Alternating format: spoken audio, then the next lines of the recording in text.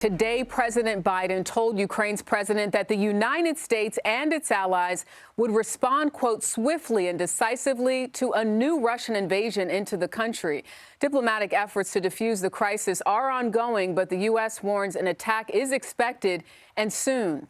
This weekend, some airliners began suspending flights in Ukrainian airspace. Today, a chartered jetliner carrying more than U.S. troops from the 82nd Airborne Division arrived in Poland to bolster NATO's presence there. CBS's Christina Ruffini has been following this story for us and is at the White House tonight with the latest developments. Good evening, Christina. Good evening, Jerika. Presidents Biden and Zelensky spoke for about an hour by phone today, and both men agreed for the need for continued diplomacy with Russia. But tonight, CBS News has learned the Biden administration is preparing to pull all U.S. personnel out of Kyiv in the next 24 to 48 hours. We have seen over the course of the past 10 days a dramatic acceleration in the buildup of Russian forces. With almost all the forces it would need poised on Ukraine's borders, National Security Advisor Jake Sullivan said today a Russian invasion could happen at any time.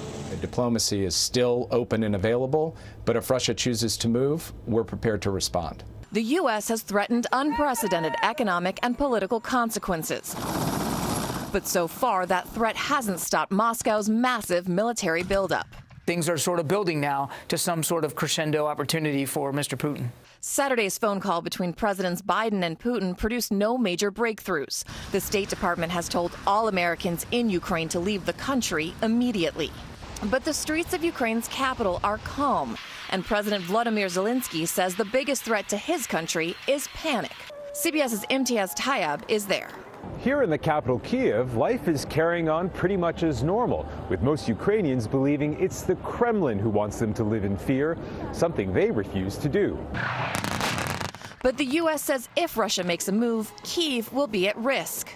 A full-scale invasion would come from the north to isolate the capital and other major cities, the east, where most of Ukraine's army is located, and the south, where Russia is beginning live fire exercises that blanket almost the entire coast.